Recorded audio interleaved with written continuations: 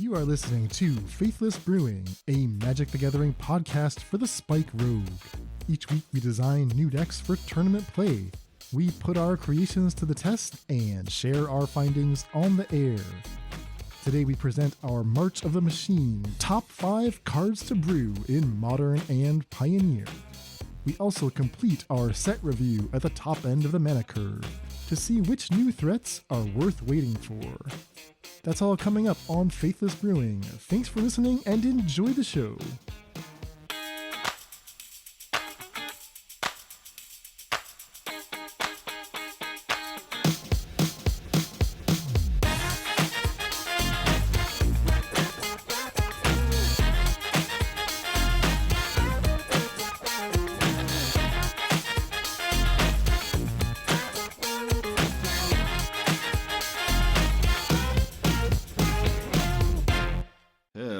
Welcome to the Faithless Brewing Podcast. I am David Robertson, and I am joined, as always, by the Lodestar himself. He is the CEO of the Faithless Brewing Podcast, Dr. Daniel Schreiber. Dan, what is up? I'm exhausted, David. I feel like I've been doing nothing but analyzing March of the Machine cards for like 4 weeks straight. You are like Keanu Reeves after he's downloaded all the programs. You've turned into a machine by mastering Kung Fu.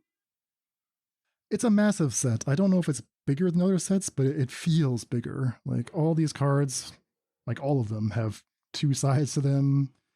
It's got to be the wordiest set we've seen in years, despite constantly breaking that record over and over with the most words per card. It reminds me a lot of Strixhaven, actually. Well, I think Damon remarked when we were previewing it that just like reading all the cards was taking a really long time. Kind of like, I don't know if anyone out there is a football fan, but people would get really upset with like the West Coast offense because the play calls were so complicated. The guys couldn't like Z break, blah, blah, blah. And it's like, dude, we only have 40 seconds. So they had to like shortcut all this stuff because they couldn't get the play call out with, there's only 40 seconds between plays. And each of the things that the card says we have to analyze, right? Okay.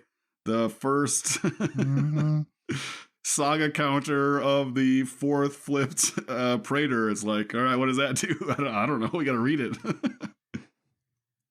Kids don't read anymore, though. This is good for the young kids. It's like, I didn't read a book, but I did read all of Vorinclex's saga. That's like half a Robert Jordan novel. It's a good character building set. You love to see it. So typically, we're able to get through our preview show, our set review in 2 or 3 installments. We tried this time. We honestly tried, and we couldn't do it. We only got through the 4 drops. So we're here for part 4 of the set review. Hopefully it won't take too long because there's not that many playables at the top of the curve. So we're going to knock them out. And then David and I have tried to take a step back and isolate the cards that actually matter. To us, at least as brewers or potentially as Modern and Pioneer players, our top 5s, cards we like the best or we think are going to be the most important. Yeah, so before we get into that, we want to remind everyone, if you enjoy the show and would like to support us, the best way to do that is to go to faithlessbrewing.com/Patreon and join whatever level you feel comfortable.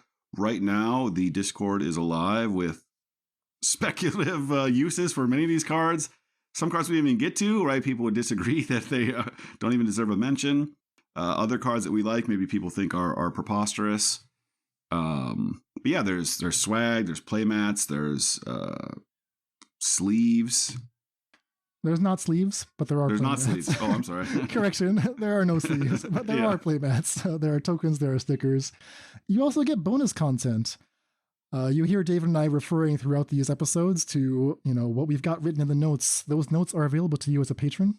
And I usually add a comment on almost every card in the set. And we only talk about roughly half of them on the air. So if you want a complete Phyrexian style set review, that's a benefit you'll get as well. We call them the extended show notes.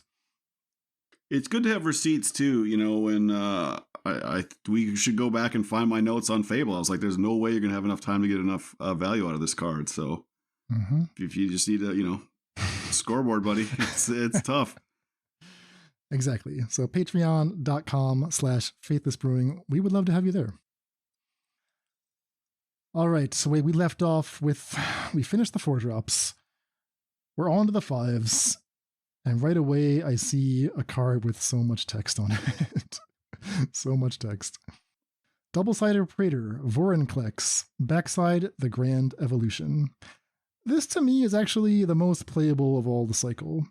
Why? Because for 3 green, you get a 6/6 trample reach that enters the battlefield and searches your library for 2 forest cards. Put them in your hand. That's fine. That's playable. It's not great, but it's playable. And the rest of the card, I don't think we should worry about too much, but it's there, so why don't you take us through it? 8 mana exile Vorinclex and return it as a transformed. The saga is called the Grand Evolution for you Darwin lovers out there. First chapter, mill 10 cards, put up to 2 creature cards from among the milled cards onto the battlefield. 2, distribute 7+1/+1 counters among any number of target creatures you control. And then 3, until end of turn, creatures you control gain 1 mana, 1 colorless mana, this creature fights target creature you don't control. Exile the Grand Evolution, then return it to the battlefield. So, like most of these Praetors, I think except for basically the red one, if you flip this, you're going to win the game. It's hard to imagine losing unless your opponent is bolting you and you're at 1 or something. You're putting 2 creatures from your top 10 into play and then adding another 7 power haste to them. And then somehow, if your opponent is still not dead, Simpson style, stop it, he's already dead. You just 1 mana fight with all your monsters. And so, I mean, nothing can be left. Yeah, it does find forest cards, not forests. That is one thing I will say. So if you don't want to get up to the 8 mana, you could just get 2 forests that cycle. So if you imagine it as like 4 mana to draw 2 more cards, it kind of like draws you, it makes 2 clues if you want to think of it like that, if you're playing 2 cycling forests. Yeah, you like putting lands into your hand a lot more than I do. I don't consider this like a 5 mana 6/6 that draws 2 cards. You call it a 3 for 1. But Reach is actually really relevant to green. I actually think you guys kind of underrated the 3 mana Plutocranos for that reason. Okay. As Spirits is one of green's bad matchups. So as a possible 5 mana card to play, is this better than the 6/6 trample that when it attacks you get like a 3/3 or a life or a card? Would you ever play this over that? That's a great question. Yeah, Elder Gargaroth, exact same mana cost. Yeah, is this better than Elder Gargaroth? And that's also trample, reach plus vigilance, right? It's not better unless you flip it. So that's where that flip comes into play.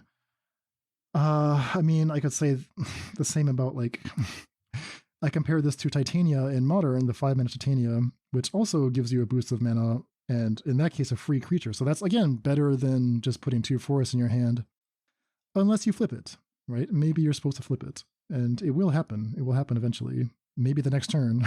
Well, Nykthos can make 8 mana, right? It's very possible if you just need another outlet for your Nykthos mana.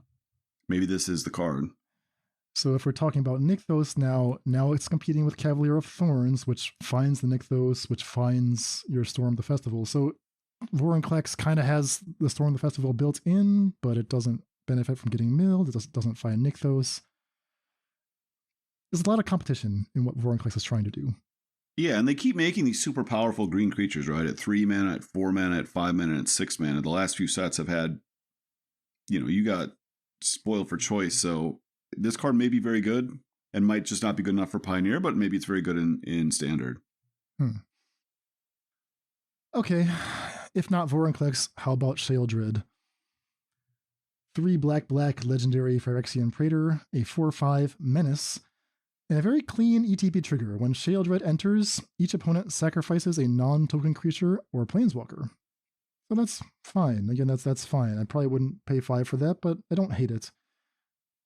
What about the backside? Well, you pay 4 and a black at sorcery speed, exile Sheoldred, return it flipped as the Scripture of Truth. And you can only do this if an opponent has 8 or more cards in their graveyard.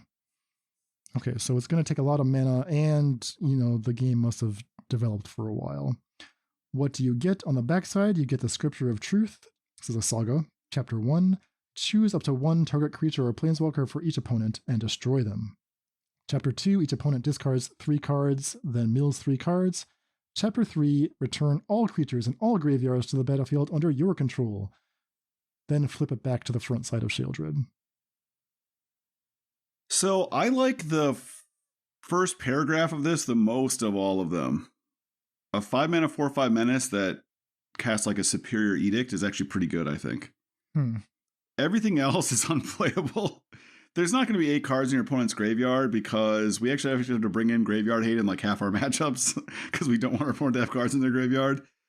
Even like maybe blue-white is the only deck that would end up having that many, and you know your Sheoldred's not going to resolve or live. But even blue-black now is playing finally a couple dig through times after people kind of wised up. So I just don't see that ever basically existing unless you're actually milling them somehow, which has its own risks in Pioneer. Yeah, I just don't see this backside doing it. I mean, it all sounds fine, but you're giving up a 4/5 menace in order to do what? To kill something again? To make them discard? Well, it's kind of funny. All these cards are so threatening right on their front side. Even the 6/6. It's like, all right, by the time I get to 8 mana, I've attacked 3 times with my 6/6 trample. So it's like, all right, what if this thing got even more powerful? It's like the Mighty Morphin Power Rangers at, where the villain lady gets like even more powerful. But it also kind of feels like a battle thing where you have all this damage to do to your opponent, but instead, what if instead of killing your opponent, you get like more value by doing some other additional things? So this set is for people who just like continuing to grow their battlefield. Like, I don't want my opponent to die. I want this game to last a really long time as I get even more powerful.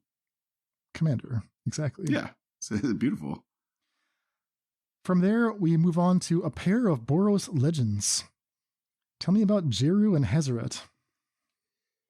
Djeru and Hazoret, 2 red, white for a 5/4 legendary creature human god. As long as you have 1 or fewer cards in hand, Djeru and Hazoret has vigilance and haste.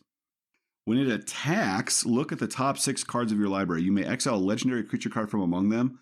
Put the rest on the bottom of your library in a random order. Until the end of turn, you may cast the exile card without paying its mana cost. So this is kind of sweet, I think. Yeah. There's tons of legends you can hit. People are talking about Atraxa. You could cast Emrakul. Yeah, you get the trigger even. Yeah. Getting down to 1 or fewer cards is actually easy. You're just playing the game naturally. Typically, as a curve topper, your 5-drop is going to be, probably play your land and then you're not going to have a lot left. Also kind of rewards you if you're playing a deck that's like looting away a bunch of cards or rummaging away a bunch of cards and then bringing this back into play to get an attack. I think you really do need to be able to attack the turn you play it. A 5-mana 5/4 is not going to get the job done. You need to have that haste. So it's like a homeless man's Winota. I love the way that they've included that clause from Hazoret, but it's not a downside, right? You just get a bonus if you meet the Hazoret condition. You get the vigilance and the haste, but you can still attack next turn. If you're going to Goryo's this into play, Goryo's Vengeance, then yeah, you just get haste naturally off that. While that may sound totally ridiculous, the Emrakul line is super powerful. That actually ends the game. It's a cast trigger on an Emrakul. So maybe this kind of sits in that middle space of like it's kind of like a Through the Breach, but it's also eligible for Goryo's. I would try to play this card with things that naturally grant haste. So cards I'm thinking of is the 3-mana Werewolf that grants haste. Okay. To start a combat. There is the 7-mana artifact where you can bring a creature back from your graveyard as a 4/4 version of itself, and it gains haste that turn. Godpharaoh's Gift. Yeah. There is the 2 green and a red 2/3 creature, and I think at the beginning of your combat you put like +1/+1 counters on a creature equal to its power. I think that starts with an A, Atria or something. Halana and Elena Partners. Yeah. So like cards like that are just reasonable, kind of tempo-y type of cards, and then this is just like sits on the top as sort of like a combo engine. Also interesting is the 1 in a red discard a card enchantment that can grant haste for an extra mana. Yeah, Bitter Reunion. Yeah, so you need to give this thing haste. It can do it naturally, right? Sometimes your opponent seizes you or whatever. This is an awesome top deck. I think the rest of your deck has to kind of be bent around granting it haste as well. Yeah, it's weirdly playable. Weirdly playable for a 5-mana Boros legend. And then hit Ugin and just, or Ulamog or whatever you're in the mood. Emrakul. Yeah, I mean, I think in Modern, you're going to have to be actually killing them with Emrakul or Atraxa. In a slower format, you can maybe just mid-range them with this. It's like a Winota / Joda mixed together. Yeah, I kind of like that. At the same spot on the curve, also in Boros colors, instead of winning the game, what if you could have an elephant? What if you could have some value? Can I interest you in Quintorius Loremaster? Yeah, I love this card. Quintorius Loremaster, 3 red-white, legendary elephant cleric, 3/5 with vigilance. At the beginning of your end step, exile target non-creature non-land card from your graveyard, create a 3/2 spirit creature token that's red and white. Activated ability, 1 red-white tap, sacrifice a spirit. That's all of that is the cost. So you're paying 3, tapping and sacrificing a spirit, like the token you just made. When you do that, you choose target card, exile with Quintorius. You may cast that card this turn without paying its mana cost. If it goes to a graveyard, you have to put it on the bottom instead. Why the bottom? Who knows? So if we treat this end of turn trigger as an enter the battlefield trigger, which it more or less is. More or less is. You're getting a 3/5 with vigilance and a 3/2. The 3/2 does not fly. It's so weird. I don't know why I think all these spirits fly, but I learned that lesson the hard way multiple times during Strixhaven. Does not fly. So the combined stats is kind of like a Tolsimir, but a little bigger. It's almost like a Broodmate Dragon. Then you can do some sort of combo thing or value thing that's almost like a Capricious Helicite, if I dare say so. But it's like controlled. It's controlled, and you can even attack with Quintorius the next turn and still do the thing. Yeah, so it's worth noting that if the spell you have is is a sorcery, you have to activate this ability during your first or second main phase. Oh, I see. It allows you to cast that card without paying its mana cost, but it does not cast it as part of the ability resolving. Okay, normal timing applies. Yeah, so if it's an instant, you can attack, you can have a second trigger, and then you can do it in whatever. Let's say you've got the 2 white exile attacking creatures like Quintorius just protects you. A card I'm interested in playing with this that I could not get to work with fucking Capricious Hellraiser because it's terrible. 1 mana cycle, draw 4, which is a sorcery. That's just a sweet card to put in your graveyard with Quintorius. Boon of the Wishgiver. That's the one. Boon of the Wishgiver. Yes. It's go time. Super sweet. Okay, so you're willing to build around this. It's not too slow. Oh, yeah. Okay. All right. It's sweet. It's very sweet. The thing is, like you say, the removal, okay, it's not great against counter magic. No 5-drop is, but fine, whatever. Sheoldred isn't good against counter magic. But against actually most of the removal in the format, it lives through almost everything. So it basically is a de facto come into play ability, and it makes another blocker. So normally, like, all right, well, it has 5 vigilance, but can I really block? Because then Stomp might kill it, even though it eats the other Bone Crusher in play. It's like the 3/2 just trades with the Bone Crusher. Right, and losing that 3/2 does not prevent you from later getting that card. Right, you can just exile something else in your next end step. Yes. Activate the ability, sack the new spirit, but cast the first card, the Magma Opus or whatever it was. There are also a reasonable number of spirit creatures that you can just play. It doesn't have to be a spirit that Quintorius generates. There's a few playable spirits. Oh, interesting. The 2/1 spirit, this is just an example. The 2/1 spirit that sacrifices to give all your creatures indestructible, which is maybe something you want in a Quintorius deck anyway. It's just a playable card to have around. All right, from Quintorius, we go on to a colorless invasion. Mord had the audacity to call this a better Niv Mizzet Reborn, and he offended me greatly when he did so. We cut off diplomatic relations. This is like Finland joins NATO kind of a move. All right, David, I'm too emotional I cannot read the card. You got to read this one. Invasion of Ravnica, 5 colorless mana. It has 4 life points. When Invasion of Ravnica enters the battlefield, exile target non-land permanent and opponent controls that isn't exactly 2 colors. So can't hit any specific guild card, but any other card it can exile that's non-land. And then if you defeat the battle, it turns into Guildpact Paragon, which is 5/5. Whenever you cast a spell that's exactly 2 colors, look at the top 6 cards of your library. You may reveal a card that's exactly 2 colors from among them and put it into your hand. Put the rest in the bottom of your library in a random order. So I think what he specifically proposed was flipping this somehow. Again, everyone just freaking elides past that. Like, all right. And then after we do 4 damage effortlessly, then you just cast Manamorphose a bunch of times and it generates an insane amount of value. How much value was that? You just drew 4 cards, I guess. I don't know. You picked Manamorphose every time. And then I filled my deck with Manamorphoses. Gosh. I mean, it would be sweet to have the Guildpact Paragon. That's the backside. No doubt that would be sweet. But is it worth it? Like, you actually have to construct the deck with a reasonable density of 2 color spells. And we've seen already that Niv Mizzet Reborn is the best payoff for that. If you're going to do that, you should just get paid right away, and that's what Niv does. I don't think it's worth it to go through the extra steps of winning the battle, even though you kill something. Even though the Guildpact Paragon technically has higher upside than Niv.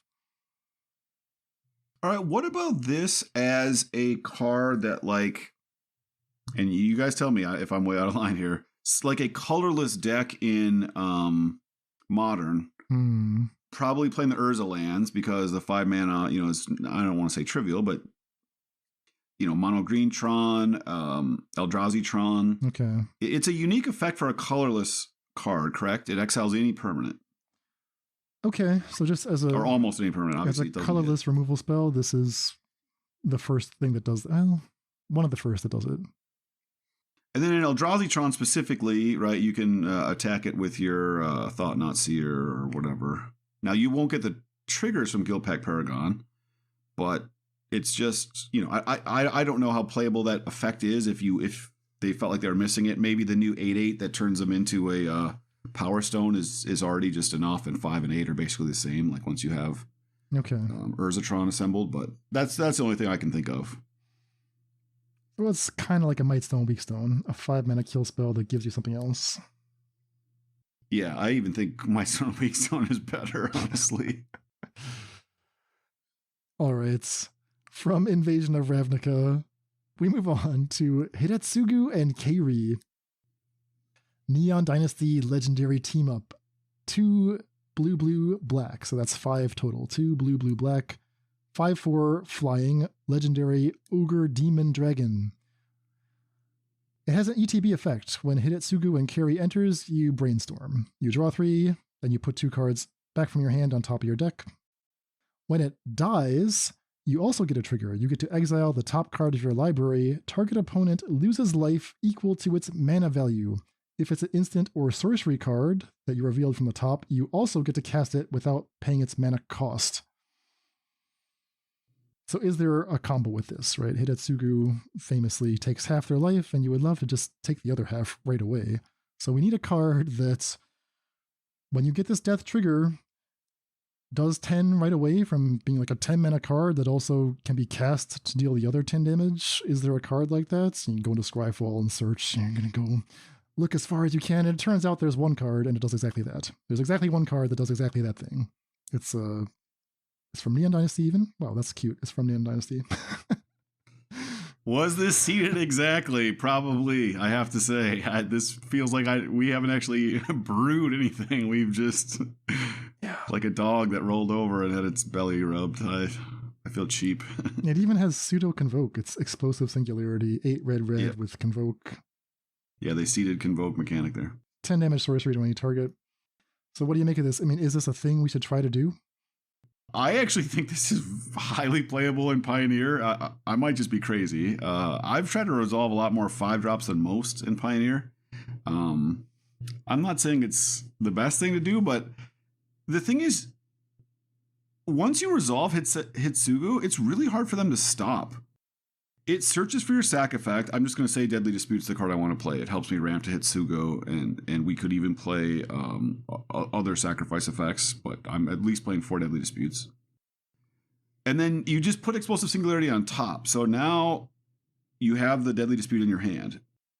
If they go to untap, unless they're playing counter magic or they specifically Thoughtseize it, I just do it in my upkeep and I win.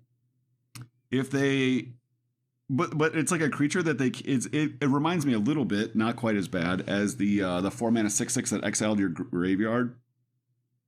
Like killing the creature once it's in play doesn't do anything because it just sets off the trap. I don't know which creature that is you're referring to. The colorless, the Eldrazi 4/4 or the 4-mana 6/6 flyer that's banned in Pioneer. Oh, Inverter of Truth. Yeah. Yeah. So it reminds me a little bit of that, where you like, it's technically a creature combo, but like if the creature resolves and its trigger goes on the stack, it's actually like really hard to stop the combo. Then you have to have very specific, again, Thoughtseize or counter magic was the only way to stop the 1/3. Thoughtseize and counter magic is the only way to stop Hidetsugu, and countering the Deadly Dispute does not stop Hidetsugu. Right, so if you have to counter the Hidetsugu itself. If you draw it the next turn, it's too late because Deadly Dispute sacks is part of the cost. So I actually think this is going to be pretty good. It's also in the disruptive colors. Like you're going to play 4 Thoughtseize in that deck, right? You're going to play 4 Fatal Push to stay alive. You're going to maybe play some of these garbage 1-drops we're talking about, so you have Deadly Dispute fodder. But yeah, it's like once it's in play, there's nothing they can do. You're just like, okay, my upkeep, like Deadly Dispute. Okay, counter the Deadly Dispute. Okay, trigger on the stack, target you for 20. I mean, there's not that many cards that stop it. Again, you have to resolve the 5-drop. I guess they are allowed to counter the big sorcery because that yeah, that's true. So there's a chance for them to only take 10. Sure, that's a great point. And then like Deadly Dispute draws 2 more cards to find our next Hidetsugu. The other thing that's cool is this deck, this hypothetical deck I'm outlining, gets to play Dig Through Time, right? So Dig Through Time is not the combo. They don't die, but like they take 8 and you pick 2 of the top cards from the top of your library. Like that's pretty good. So in this theoretical deck, do we need to be able to cast Explosive Singularity without Hidetsugu? Like, are we playing Convoke cards, for example? I would have to check. If there's something that happens to randomly be red but doesn't take red mana, like if it's a red-black hybrid or something. No, I don't think so. Or maybe a couple of like the Deserted Beach style cards where it's a black source but it randomly taps for red. Yeah. Okay. I could even play like, a one of the Celestis I like in these types of decks. It naturally ramps to 5. It loots.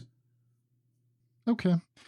Well, if you see a Hidetsugu in play, this is what's happening, right? This is the only reason to play this card. Exactly. There's no playing fair with this card. I just think the fact that you also get to play like 3 or 4 Dig Through Times means like, okay, fine, we didn't find the Explosive Singularity. Like Dig Through Time is just an insane card to get to like dome them for 8, pick 2 of your top 7, probably find the combo again. Yeah, very true. Lastly, among the 5-drops, a brief note about Archpriest of Shadows. 3 black, 4/4 human warlock with backup 1. So when you back up a creature with this, it will gain all of the following text for 1 turn. It will gain Death Touch, and it will gain whenever this creature deals combat damage to a player or battle, return target creature card from your graveyard to the battlefield. Yeah, so I liked a lot of the lines that you and Mord were describing with the 4-mana green creature. I think that's the most underrated card in the set. The Doomscar Warrior?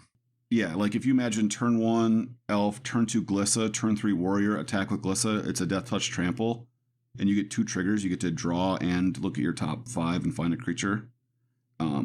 And you guys also outlined the line with the 3-mana werewolf that grants haste, right? You can maybe draw a bunch of cards. Like those are insane. So this is not as good as that because it's so expensive. But I really like it as like a one-of on top of the like black-white prototype shell we were playing. Because when the prototypes die, they are small. Mm-hmm. And this like that we already have a pseudo-evasive creature. We have the menace creature.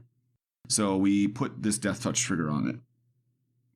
Just giving extra power to either the prototype creatures matters, right? Because the power matters in terms of them losing extra life and the other creature's Death Touch. Death Touch also combines insanely well with Menace, right? So to stop it from triggering, they have to lose 2 creatures. So that's just a built-in 2-for-1. And then we're left with an Archpriest. And then if any of these is in the graveyard, like the creature you get back is way better than the normal creature you get in the course of playing Magic. So I don't think it's like a combo piece or something you'd build around. I would just propose like playing one of these on top of the black-white prototype shell. Yes, this one very much a curve topper, but it's super threatening. Like you'll do the backup thing, and they'll read it, and they'll be like, I cannot let this hit me. I must stop the creature. They'll stop it, and then they'll look, and you still have an Archpriest, which has the exact same text ready to go again the next turn. Yeah, and again, not that I think this card is good, but the 4-mana Elspeth is just like, it's just a really wild curve if you think like you play the 3-mana prototype creature, you 4-mana Elspeth, send it to the sky. If they don't kill it, you play Archpriest, pump it up, and then attack. And then like Elspeth also can give this flying, like if you draw it in the other order. And again, maybe that's more of like a standard thing, but like giving flying and menace and death touch to something like that's an unblockable creature, and it's just casting what is functionally a 5-mana spell in Pioneer. That's kind of how they priced it out. And then we're left with this Archpriest that can do it every turn in theory. Yeah. Okay, so maybe a card to keep an eye on, keep in your back pocket. And that will conclude the 5-drops. Going on now to 6 mana, the bar is very, very high. But one way to still be useful is to have an alternate cost. So our first 6-drop on offer is a legendary team-up from the plane of Ikoria. It's Kogla the Titan Ape and Yidaro the Dinosaur Turtle. Kogla and Yidaro. 2 red, green. Legendary Ape Dinosaur Turtle. Very nice. So what do I get for my 6 mana? You get a 7/7, which is pretty sweet. And it can do 2 different things. It can gain Trample and Haste until end of turn, or it can fight target creature you don't control. And then in addition to that, it has like a pseudo-cycling ability. So 2, a red and a green. Discard Kogla and Yidaro. Destroy up to 1 target artifact or enchantment. Shuffle it into your graveyard, into your library from your graveyard, and then draw a card. So it's like Slice and Twain, if people remember that. Like 4 mana, destroy an artifact or enchantment. Draw. You can just straight up cycle it for 4. You don't need to have anything that you're destroying. It is an activated ability for Dan's favorite 1 blue mana card. Oh, yes. Okay. So you just have this like split card, right? 4 mana, disenchant, draw a card. Or 6 mana, kill a planeswalker. Or 6 mana, win a battle. Or 6 mana, kill your opponent. Or 6 mana, kill a creature your opponent controls. So I initially missed that you draw a card when you discard this. Because I was thinking, like, if I really want that, Boseiju already gives me that for a much better rate. But, okay, drawing a card is something. And then it's like, does the 6-mana version, the full price version, does this just win the battlefield immediately? And it kind of does. Kind of. You know, it's bigger than anything else that will be in play. It can kill something right away. Yeah. I give it a maybe. Yeah, that's kind of where I'm at too. I think it's specifically great in the red-green boats mirror. Mm-hmm. Just like blowing up all their artifacts, drawing a card. Then your deck, it's very like Kogla and Yidaro dense as it keeps cycling back in like the old Yidaro used to. Oh, it's too bad this doesn't count as like a cycle of Yidaro. That would be sweet. You could play like 4 of these and 4 of the original one. Oh, wow. All right, our next 6-drop. Coming from Theros, it's Kroxa and Kunoros, an elder giant dog. And this one is part of Infinite Combo, so again, it's one that people are trying to make work, but 6 mana, the bar is high. So David, tell me about Kroxa and Kunoros. Yeah, so 3, a red, a white, and a black, so 6 mana.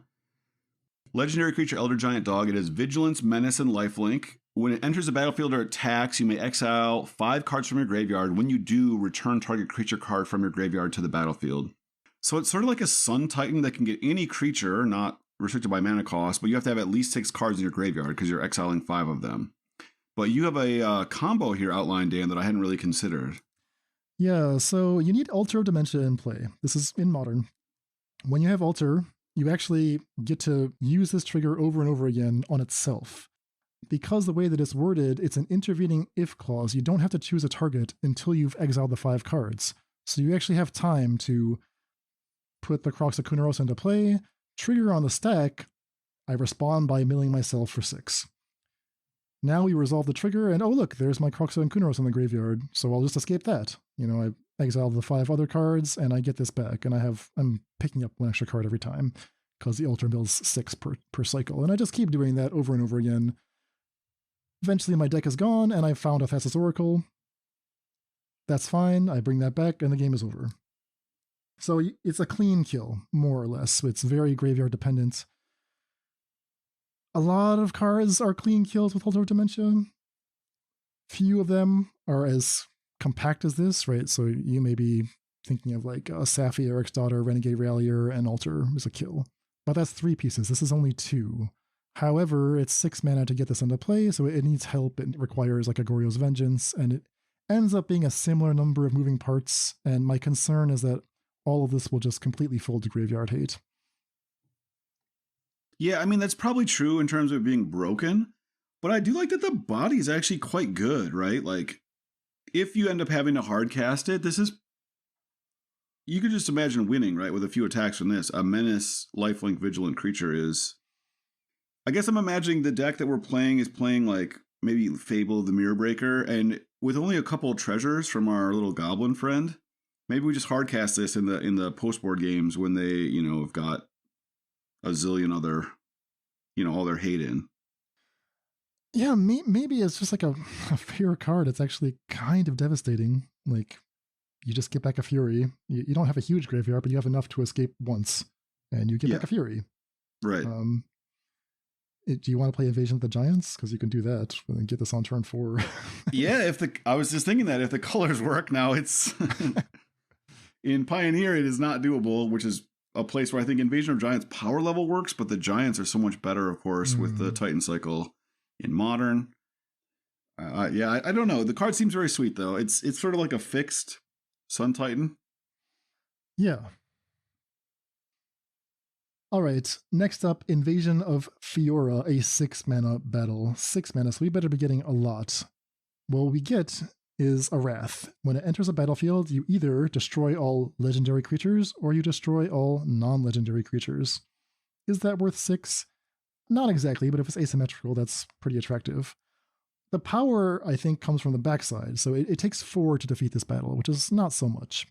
You can imagine doing that the same turn, right? If you actually successfully pull off an asymmetrical Wrath from the Invasion of Fiora, you can immediately flip this into Marchesa, Resolute, Monarch, and she is pretty good. She is a 3/6 legendary human noble with Menace and Death Touch. Whenever Marchesa, Resolute, Monarch attacks, remove all counters from up to 1 target permanent. So she just wins the battle immediately if she wants to. She kills a Planeswalker immediately if she wants to. She resets a Saga if she wants to. And on top of that, she has a pseudo-Monarch ability. It's kind of a cool callback to the Monarch mechanic. She says, at the beginning of your upkeep, if you haven't been dealt any combat damage since your last turn, you get to draw a card and lose a life.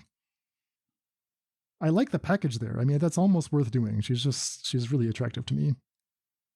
Yeah, I think the line you're outlining is the only way that this card can be played, which is you have a legend in play, and I'm going to say it's Sheoldred because it just lines up the best with the way the costs work.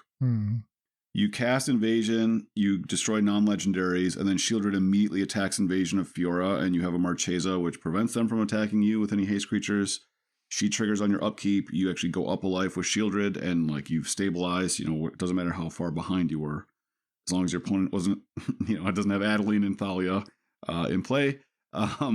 You now have basically won the game. So I think it's that kind of like play sequence is the only, because 6 mana Wraths are not playable in Pioneer. I think blue-white plays 1 6 mana Wrath, just as like their catch-all. Okay. Yeah, it's probably just too much. And this is probably cannot be as good as I'm thinking, because this is a standard power level card, and it's probably not going to be that good in standard. The other problem that comes up is there are a lot of legendary creatures that like a lot of decks are playing. So if you have legends in play, if you have Sheoldred or something, and your opponent has Thalia and Adeline, this isn't even as good as a Wrath of God, right? If your opponent has a equal or better legend than you. Like it won't ever, like if against mono white, if you have no creatures in play, this won't kill everything, right? It kills Thalia and Adeline, or it kills the a bunch of 1/1s or whatever, but not both. Okay. Or if your opponent has Sheoldred and a flipped Fable, right? It can't ever hit both. So if the 6 mana side is not solving your problems, it's just horrible. Okay. All right. I'm off it. You're right. All right. All right. And lastly, to round out our march through the set, we have some very expensive cards with Convoke. Tell me about the Ancient Imperiosaur. Ancient Imperiosaur. Ancient Imperiosaur is 5 green for a 6/6 Convoke, Trample Ward 2, and it enters the battlefield with 2+1/+1 counters on it for each creature that convoked it. So in theory, if you ultimate convoked, if you tap 7 creatures, instead of attacking your opponent with the 7 creatures you made this creature, you get a 20/20 Trample Ward 2 for 7 mana. For 0 mana. For 0 mana, yeah. I mean, gosh. That probably is not worth doing, but what if it is? And what if the in-between states are actually worth doing? Like, what if convoking this with like 3 creatures and 4 mana and getting, what would that be, a 12/12 Trample Ward 2? Like, is that worth doing? I mean, Ward 2 is not that much, which is a little concerning to me. Okay. So, like, Ossification still gets this for 4 mana. Okay. And Dreadbore still hits us for 4 mana. So I need it to cost less than 4 mana in order to at least win the Temple War with this, and then I've given up a major attack with 5 creatures. Yeah, so what's the cheapest way to get a bunch of creatures that would normally have no value at all? Like, what makes a bunch of O1s or something? Gosh, it's not so easy to get O1s. They're stingy with these. They know what we're up to. Plant tokens, I guess. Nissa. Yeah, I'm just trying to think of the way where we're not missing a combat step with creatures. We're getting them almost free, almost as like ancillary effects. Nothing's coming to mind right now, but I think in order for it to be worth doing, like, this doesn't have haste, which is a problem. So it needs to survive to actually attack, or it needs to be like part of a fling combo or something. Yeah, thud. Yeah, but that is a combo. That's a 20 damage combo. One way to get cheap creatures is Master of Waves, and I probably would not use that for a green creature, but you could imagine casting any number of the blue Convoke spells off Master of Waves. Yeah, and there's a bunch of expensive ones. There's a bunch. I mean, there's medium ones too. Like, there's a 2 blue 3/4 flyer pirate that we didn't talk about. There's Interdisciplinary Mascot is a 8 mana card. It's 6 blue 5/5 Convoke Ward 3, and when it enters a battlefield, you look at your top 4 cards and just pick any one you want. Put in your hand. So what would you pay for that? Impulse plus a 5/5 Ward 3. Like, forget the Convoke. What would you pay 4 mana for that card? Yes, right? I mean, I would, but then, like, I looked at the Knight Errant of Eos, which just gets 2 creatures and it's a 5-drop, and I'm like, okay, clearly my evaluation is wrong, because that seems insane to me. And then I look at this card and it's like, I only get 1 card on my top 4. Why wouldn't I just play the Knight Errant of Eos instead? So there's something I'm missing. I'm not quite sure what it is. Also, this mascot does not fly. I always think that these blue cards do. It looks like it flies. It's like flying over this dude's shoulder. It certainly does look like it flies. Yeah, I don't know. I'm confused. It also just sucks. Like, you play this and they play Sheoldred's. Like, fine, you're up a card, but like Sheoldred just trades with this. It doesn't matter with the ward. I'm like, all right, take 2, block. So this would be specifically interesting because of Master of Waves. I think that's the only real reason to consider this one. There's a blue invasion of Segovia. The front side makes tokens. The back side is a creature that lets you untap 4 creatures a turn. So you could go off, quote unquote, with this. It draws another copy of itself, maybe. Or if you don't like that, you could play the other one, the Hoarding Broodlord, which is a black 8-drop, very, very similar card. It has Convoke, and when it enters, it tutors for something.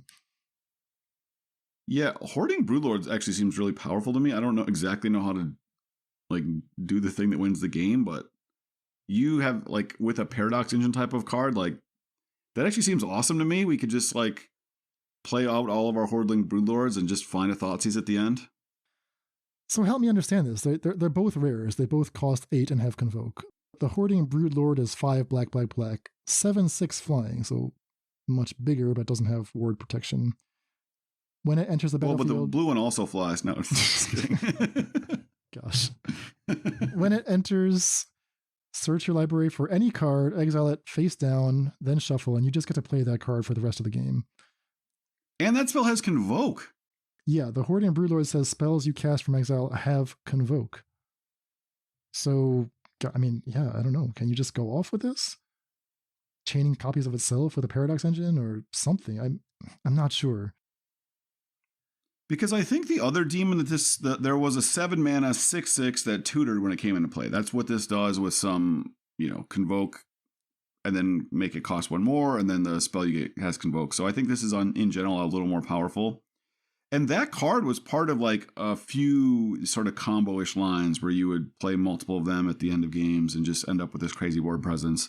And Hoarding Broodlord just seemed better than that card, so I feel like there is a line there. Yeah. You just get like a clone, right? Just tutor up like a Glasspool Mimic or something and convoke that into play again. I don't know. And there are a handful of cheap black cards that give us 2 creatures.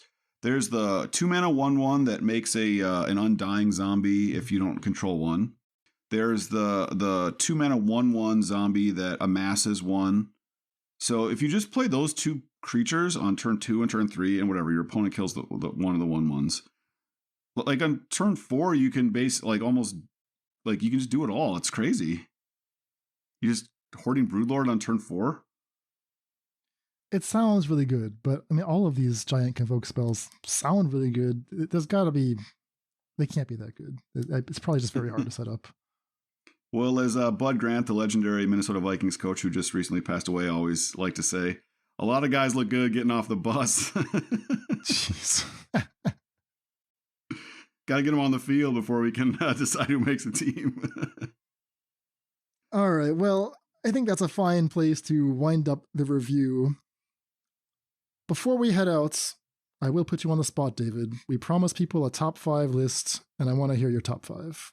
The top 5 cards that excite you the most from this set.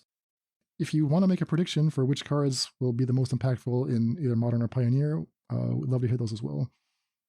All right, my top 5 cards I'm most excited to brew with. Number 1, Chrome Host Seed Shark. I'm guessing this will be our first week card since you and I are both equally excited, which is pretty rare. I love this card. I have to say. Yeah, we both love this card. We love cards that reward casting a bunch of spells, which we love just generating.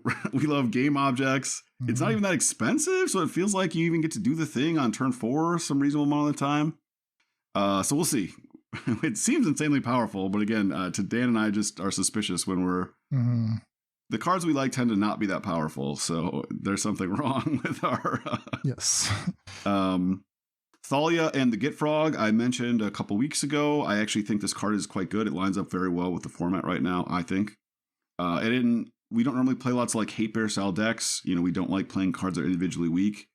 That don't give you a lot of ability to manipulate your deck. This is a Hate Bear that actually draws a bunch of cards and starts flipping through your deck. It's very unique.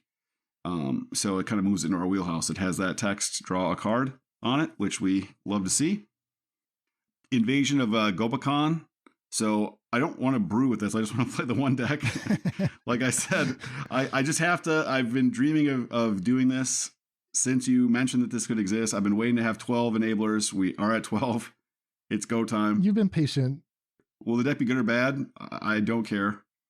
You deserve this. You've been patient. You've waited. Yeah, I'll just run through 2 leagues. Maybe it'll be good, and then we'll have to do a week on it. That'd be... Number 4, Doomscar Warrior, and backup in general, but I really love the lines you guys are talking about, like turn 1 Elf, turn 2 Stormseeker, turn 3 Doomscar Warrior, target the Stormseeker, Stormseeker targets Doomscar Warrior, gives it haste. Now you're attacking with 2/3/3 Trampler creatures, and they both basically find a creature. I also think it works incredibly well with Glissa and Garruk's Harbinger. Again, Harbinger normally gets brick wall by other colors. This kind of fixes that problem. So you get to attack with your 5/4 Trample Harbinger. Okay, now they do get to block with Adeline, but we draw 2 cards in the exchange, or they just take 5 and we draw 2 cards. the fact that we have like removal stapled to creature in Bone Crusher means we're like also finding like value cards. Obviously, there's a few black creatures that are worse than Bone Crusher that can do that kind of stuff. If we have creatures that are hate pieces, again, white has the better hate bear, so maybe that's not a good angle, but it finds those as well. Yeah, like I was playing a bit with Glissa, and it was just getting brick walled a lot. They just throw away, an elf or whatever. It's like, all right, now it has trample. It always gets through. Trample, Death Touch, and it's just insane. It's going to look at your top 5, pick a card, and draw a card, or disenchant if you want. So I think those opening lines are actually really good, and I'm going to kind of look at it to like rebuild from the boat's core without Chariot, which is a card we love. Some of these like little more tempo positive ones that draw more cards. And then finally, number 5, Bloodfeather Phoenix. I actually love the counter burn style. You were talking about these super sweet combo lines with the new Rona, the Jace. I'm liking it. Maybe just loot away Phoenix. Play the Madness Lightning Bolt. It's another wizard with Jace Fringe Prodigy. Play the wizard counterspell, the wizard Lightning Bolt. Phoenix is just a value card. We just have all this burn we're going to chuck at their face, and just bring the Phoenix back into play for a red. I'm actually fairly surprised to see this on your list. I did not realize you liked that style of deck. Oh, like if I'm playing for real, I like all my like friends that I play locally just counter burn is my like a tempo counter burn style. So you're actually willing to point a burn spell at the opponent's face just to bring this back. The 2/2 fire haste. Are you kidding me? I don't know. I mean, that's all I want to do. I've never seen you do that before. Right? We don't really play aggro decks on this podcast.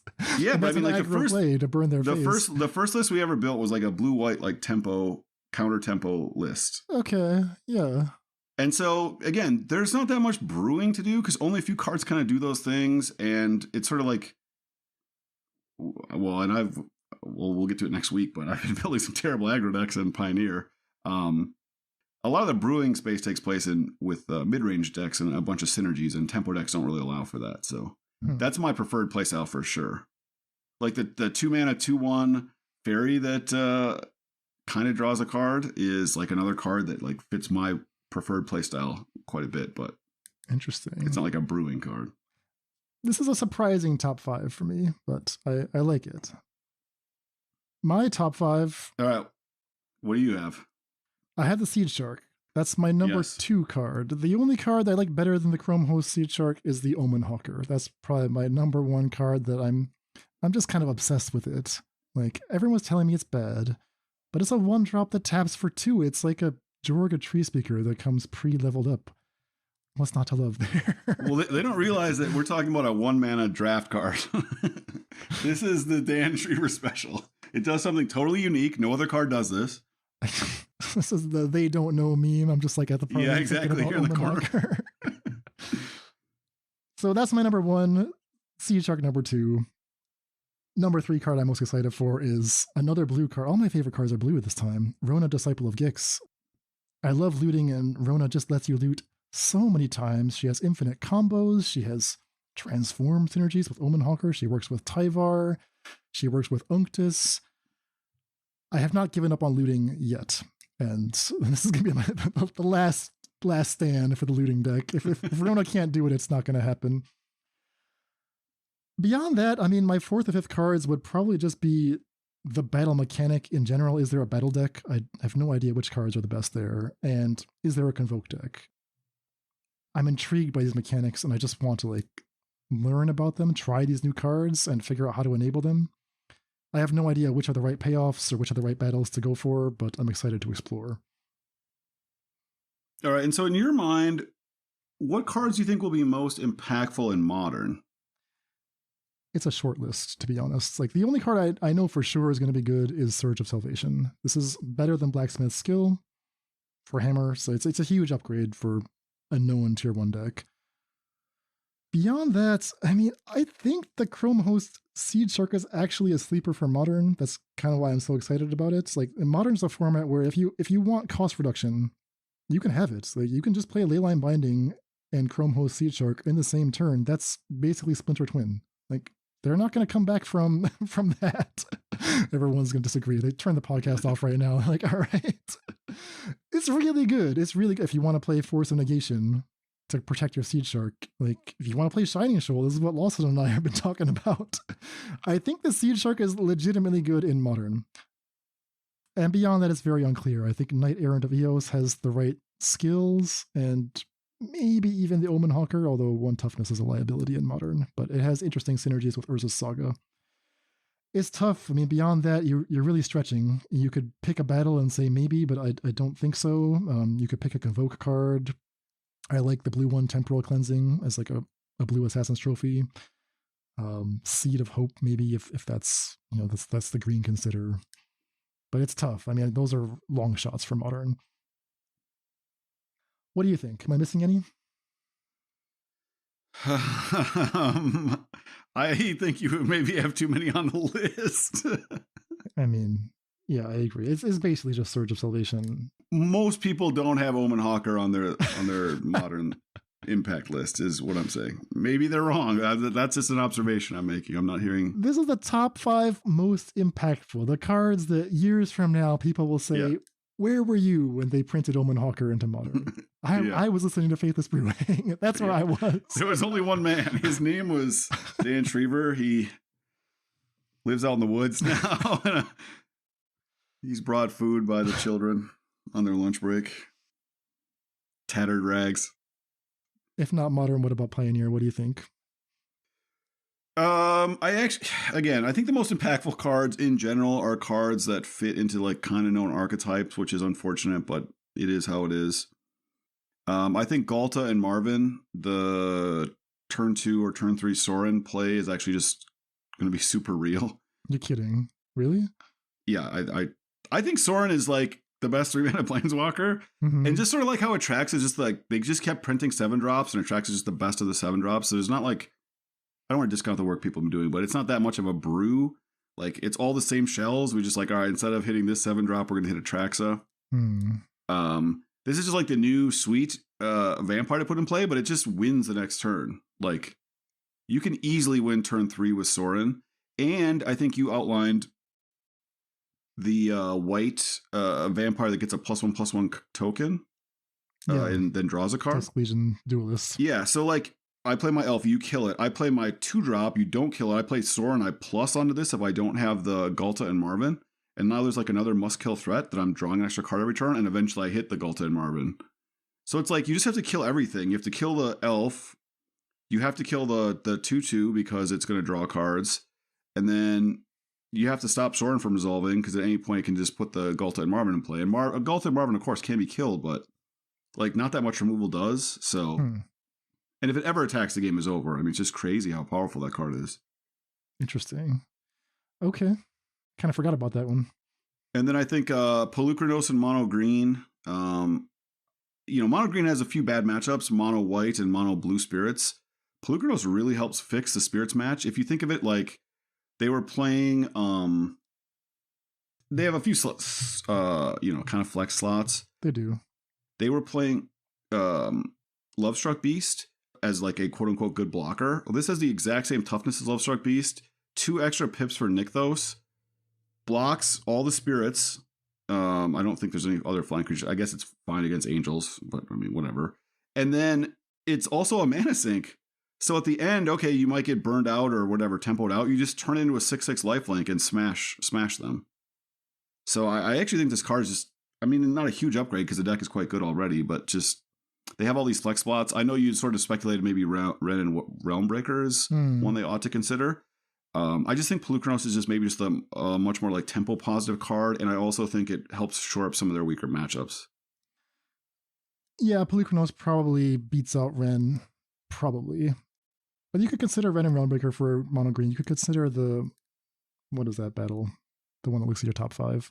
Yeah, Ikoria. Yeah, that one maybe. New toys for Mono Green. Yeah, and I'm not a Mono Green expert. This is just what I would try. I would play 3 Polukranos over in the flex slots. Then I think Run and Realmbreaker, to your point, when you were walking through your long Twitter feed, one tweet was very good, which is Ascendancy. I think it fits in very well there. It fixes the mana for Ascendancy. It sets up your creature for Ascendancy. It creates a token that works with the combo. Fills your graveyard for your dig through time, or if you're playing the draw 3, and then it finds Ascendancy itself. So it kind of does everything. I actually think Ascendancy is going to be a deck we start to see a lot of. It'll move back into tier 1. And then I think Change the Equation is actually very good as a main deck card in a handful of controlish builds or tempo builds. And I expect to see it as a sideboard card du jour in decks that play blue. My predictions for Pioneer would have Random Runebreaker on it. I think that not just Ascendancy, but also the Transmogrify combos will get a big boost from having this hexproof target. I'm surprised you didn't believe in the Chrome Host Seed Shark. Like, I like it because I think it's actually good. And if it's good in Modern, it's probably okay in Pioneer. I think it's going to be great, but cards I like are never actually good. So I like this card too much for it to be good is like my weird circuitous way. Gotcha. Yeah. Typically the style of cards that you and I like and we're super excited about end up not being good enough.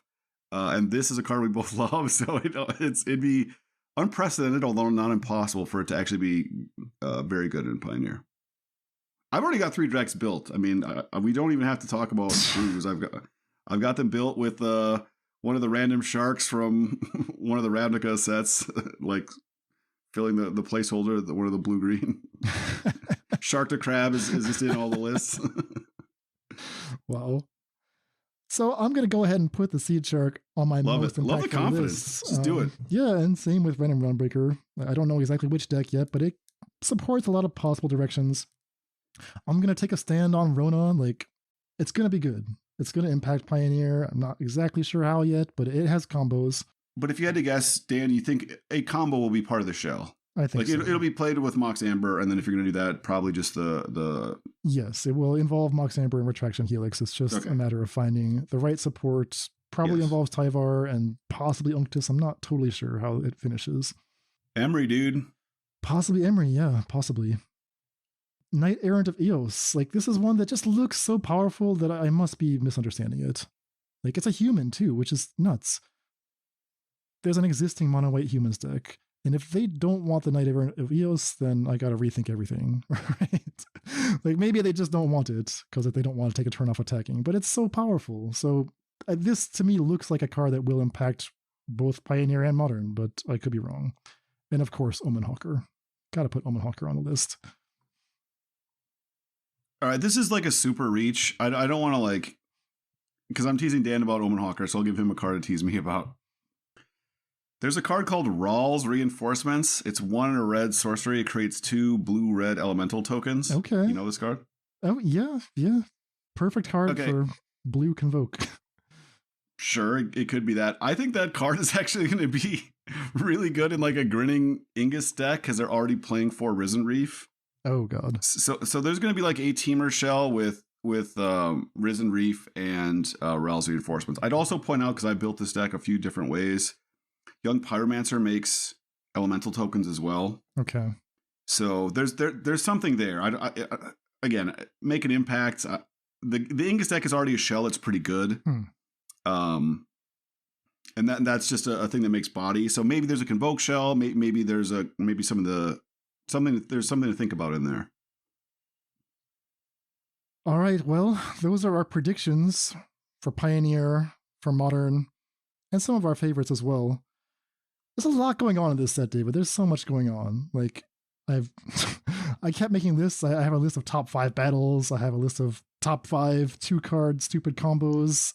And like both of those lists, I couldn't even narrow down to 5. There's so many. Maybe what we're supposed to be doing is discarding the 18/6 creature to Crag and Wick Cremator. Maybe that's the real legacy of this set. Like, that's actually maybe kind of good.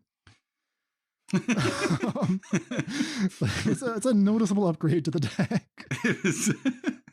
But there's so much happening here. It's a sweet set. It's a confusing set. Like, my top 5 battles list, I couldn't even narrow it down to a top 10. It's just very confusing. Yeah, I mean, I'll say for me, I'm not that excited about this set, but I am prepared to be very wrong about battles. I mean, it could be that these cards just make the game very interesting. And if battles are interesting, then the set is like a great success. And then if they aren't interesting, if it's just a card that we kind of every once in a while put in play and it's more of a limited mechanic, then I think it's a pretty big swing and a miss. So it'll be interesting to see. Yeah. All right, well, if you want to see those lists, I won't talk up all your time right now, but you can see them in the extended show notes if you are a patron. I'm sure we'll come back to some of them as time wears on. But David, I think we did it. I think we finished the set review. Now we just wait 2 weeks for the set to come out. Exactly. Can't wait.